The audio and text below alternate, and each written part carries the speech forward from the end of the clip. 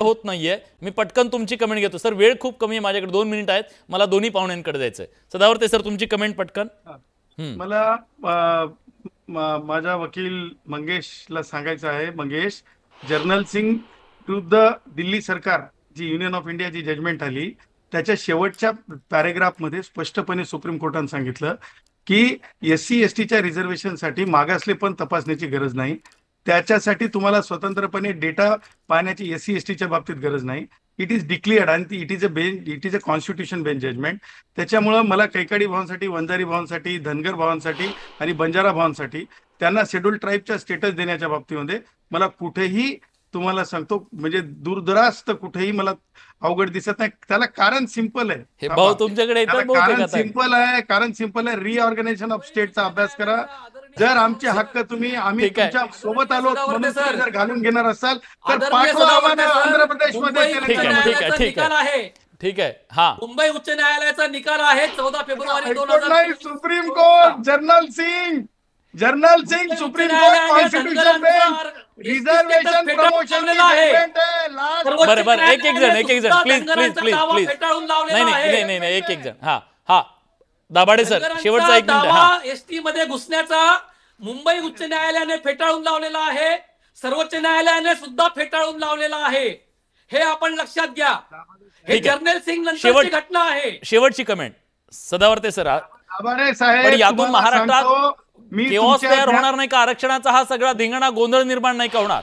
नाही, त्याचं कारण आहे की जर तुम्ही मराठ्यांना लागू करणार असाल तर तुम्हाला सांगतो रिऑर्गनायझेशन स्टेट हे माझा राईट आहे. आणि तुम्हाला सांगतो STच्या बाबतीमध्ये, धनगरांच्या बाबतीमध्ये जो निर्णय झाला मुंबई उच्च न्यायालयात, त्याच्यामध्ये रिऑर्गनायझेशन ऑफ स्टेट चा अभ्यास करण्यात आला नव्हता. त्याच्यामध्ये मी वकील नव्हतो.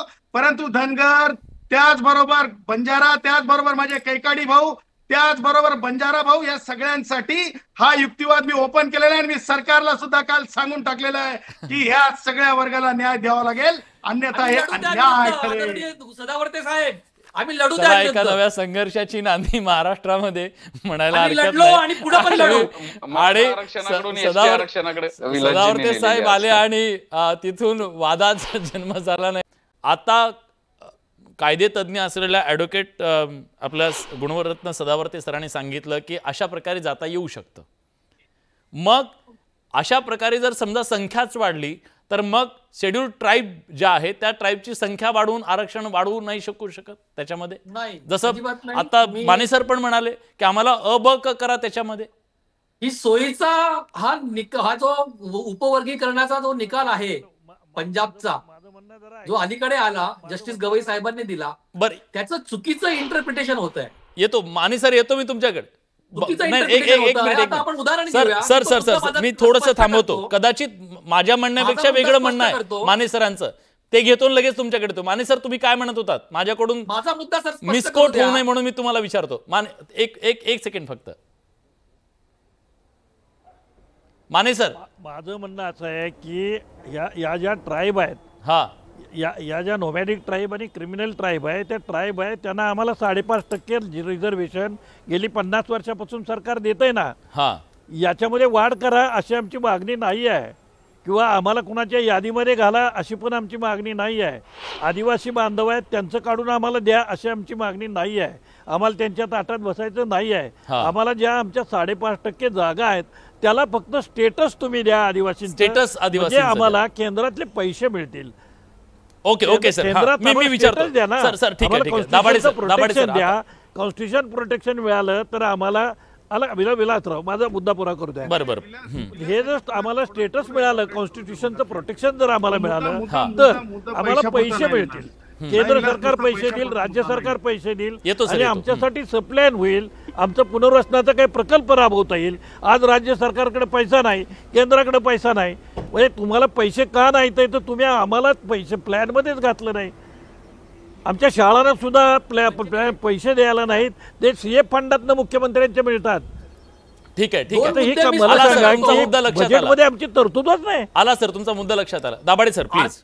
आर्थिक सदावर्ते सर येतो हवी असेल, भटक्या मुक्तांना जर आर्थिक तरतूद हवी असेल, त्याच्यासाठी तुम्ही भूमिका घेऊ शकता, तुम्ही आंदोलन करू शकता, आम्ही तुमच्या पाठीशी उभे राहू शकतो. परंतु त्याच्यासाठी शेड्यूल ट्राईब मध्ये यायला पाहिजे असं अजिबात नाही. तुम्ही स्वतंत्रपणे निधी मागू शकता, लोकसंख्येच्या प्रमाणे तुम्ही अधिकार तुमचा प्राप्त करून घेऊ शकता. त्याच्यासाठी अनुसूचित जमातीमध्ये फुलफिल करत असतील तर प्रॉब्लेम काय सर? ते जर फुलफिल करत असतील तर प्रॉब्लेम काय? संरक्षणाचा प्रश्न आहे. मी आधी सांगितलं आम्हाला पारद्याला मारून टाकले तर लोकूर कमिशन, लोकूर आयोगाने वाटेल ते काय बोलताय? आम्हाला कॉन्स्टिट्यूशनचं प्रोटेक्शन पाहिजे. आम्हाला प्रतिनिधित्व नाही ग्रामपंचायत टू पार्लमेंट. त्यासाठी किती 50 वर्ष गेली आमची. आम्ही 50 वर्ष त्यासाठी लढतो. आम्ही मागणी काय करू शकतो? 50 वर्ष मागणी करतोय, 50 वर्ष मागणी करतोय. आयुष्य गेलं माझं हे करून. आता मी तुम्हाला सांगतो की हे करून आम्हाला आयुष्य गेलं. आतापर्यंत राज्यकर्ते आम्हाला कात्रजचा घाट करत होते. ते सांगत होते बाहेरचा रेफरन्स वापरता येणार नाही, मराठ्यांसाठी कसं वापरला, तेवढाच माझा मुद्दा आहे. माझा सर मला बोलू द्या, माझा मुद्दा मला स्पष्ट करू द्या. बोला. याच्यामध्ये जर तुम्हाला संरक्षण हवं असेल तर तुम्ही 3ऱ्या अनुसूचीची मागणी करू शकता. 3ऱ्या अनुसूचीचा उल्लेख किंवा शिफारस ही रेणके आयोगाने केलेली आहे. यामध्ये जे राज्यकर्ता वर्ग आहे, राज्यकर्ते आहेत, त्यांचं या ठिकाणी बोगस राजकारण आहे.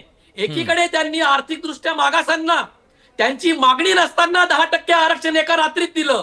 मग भटक्या विमुक्तांना 3री अनुसूची का देत नाही? ठीक आहे, मी विचारतो सदावर्ते सर, 3ऱ्या अनुसूचीच्या बद्दल सातत्यानं चर्चा केली जाते.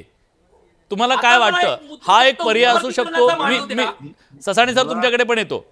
मला सदावर्ते मी सिम्प्लिफाय करून सांगायचं, अगदी सिम्प्लिफाय करा. अगदी सिम्प्लिफाय करायचं आहे. दाभाडेजी थोडं थांबा, थोडं सिम्प्लिफाय करू द्या मला विषयाला, कारण सामान्यांना ही विषय असं समजणार नाही. तुम्हाला सांगतो, जो माझा कैकाडी भाऊ आहे की नाही, जो नांदेड जिल्ह्यापर्यंत म्हणजे हिंगोली जिल्ह्यापर्यंत तो कोण आहे? तो भटका आहे. परंतु तो वाशिम मध्ये कोण आहे? तो शेड्यूल कास्ट आहे. कारण त्या भूभागावर त्याचं मागासले पण निश्चित झालेले. परंतु ते रिऑर्गनायझेशन स्टेटमध्ये बसेल का? तो विषय नाही बसणार. का नाही बसणार?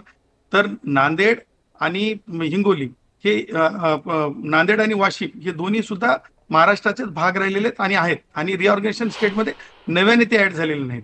परंतु तुम्हाला सांगतो, रिऑर्गनायझेशनच्या स्टेटचा अभ्यास करून रिऑर्गनायझेशन स्टेटमध्ये जी तुम्हाला खात्री म्हणजे डंके की चोट पे खात्री द्यावी लागते विलास, हे मी हे जे ओपन केलेलं आहे आर्ग्युमेंट, ते ओपन ह्याच्यासाठी केलेले होलसम आर्ग्युमेंट झाली पाहिजे म्हणून. आणि म्हणून तुम्हाला सांगायचं आहे की ज्या वेळेस तेलंगणा राज्यामध्ये म्हणजे अगोदरच्या आंध्र प्रदेश राज्यामध्ये स्पष्टपणे हे मी सांगितलेले वंजारी भाऊ असतील, बंजारे भाऊ असतील, कैकाडी भाऊ असतील, हे सगळे भाऊ आज सुद्धा शेड्यूल ट्राईब मध्ये आहेत. आणि म्हणून रिऑर्गनायझेशन ऑफ स्टेट मध्ये नांदेड जिल्हा असेल किंवा याच्यापर्यंत कुठपर्यंत छत्रपती संभाजीनगर पर्यंत हैदराबाद स्टेट होतं की नाही, निजामचं राज्य होतं की नाही. मग सिक्कीमी लोकांनी जसं म्हणावं का की आम्ही देशात आलो ती चूक केली असं म्हणावं का?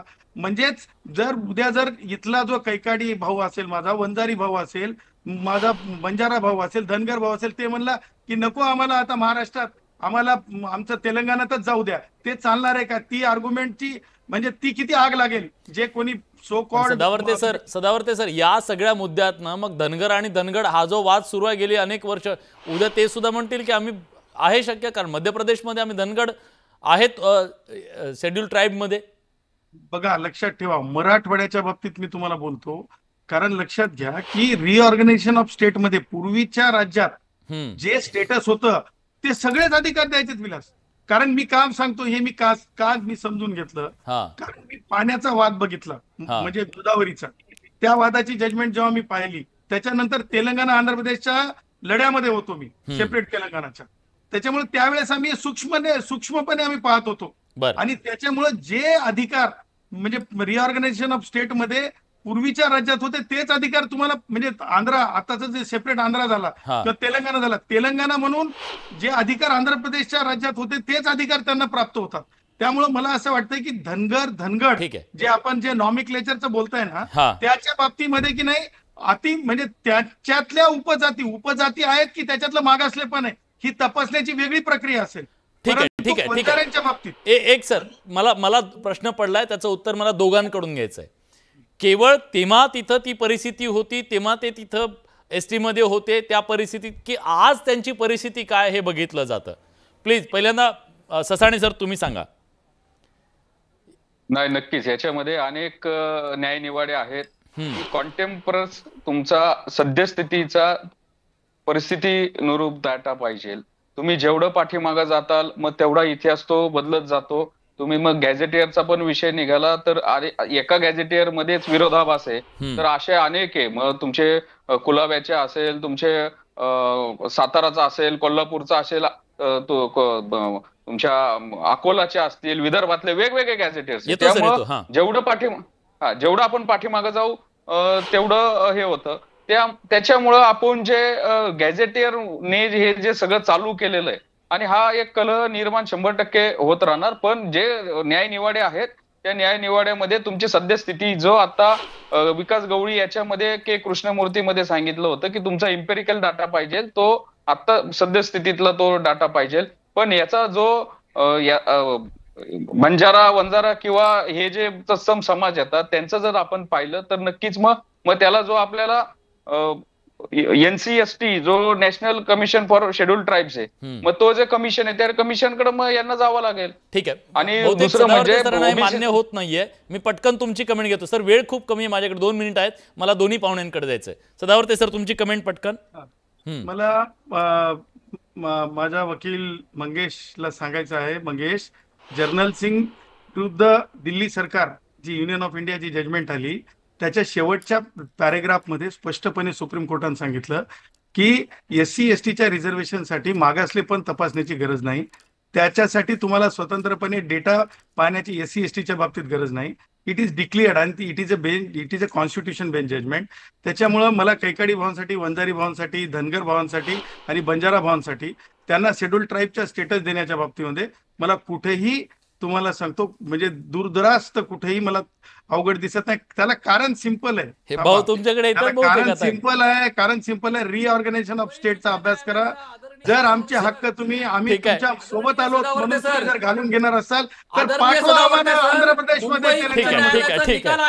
ठीक आहे. हा, मुंबई उच्च न्यायालयाचा निकाल आहे 14 फेब्रुवारी 2000. Supreme court, Jarnail Singh supreme court constitution bench reservation promotion बरोबर. एक जण प्लीज. नाही, एक जण. हा दाभाडे सर, शेवटचा 1 मिनिट. ST मध्ये घुसण्याचा मुंबई उच्च न्यायालयाने फेटाळून लावलेला आहे, सर्वोच्च न्यायालयाने सुद्धा फेटाळून लावलेला आहे, हे आपण लक्षात घ्या. हे जर्नल सिंग नंतरची घटना आहे. शेवटची कमेंट सदावर्ते सर. साहेब, यातून महाराष्ट्रात केओस तयार होणार नाही का? आरक्षणाचा हा सगळा धिंगाणा, गोंधळ निर्माण नाही का होणार? नाही, त्याचं कारण आहे की जर तुम्ही मराठ्यांना लागू करणार असाल तर तुम्हाला सांगतो रिऑर्गनायझेशन स्टेट हे माझा राईट आहे. आणि तुम्हाला सांगतो STच्या बाबतीमध्ये, धनगरांच्या बाबतीमध्ये जो निर्णय झाला मुंबई उच्च न्यायालयात त्याच्यामध्ये रिऑर्गनायझेशन ऑफ स्टेटचा अभ्यास करण्यात आला नव्हता. त्याच्यामध्ये मी वकील नव्हतो. परंतु धनगर, त्याचबरोबर बंजारा, त्याचबरोबर माझे कैकाडी भाऊ, त्याचबरोबर बंजारा भाऊ, या सगळ्यांसाठी हा युक्तिवाद मी ओपन केलेला आहे. आणि मी सरकारला सुद्धा काल सांगून टाकलेलं आहे की ह्या सगळ्या वर्गाला न्याय द्यावा लागेल, अन्यथा हे अन्याय ठरेल. सदावर्ते साहेब, आम्ही लढू. एका नव्या संघर्षाची नांदी महाराष्ट्रामध्ये म्हणायला हरकत आणि पुढे पण लढू. आणि सदावर्ते साहेब आले आणि तिथून वादात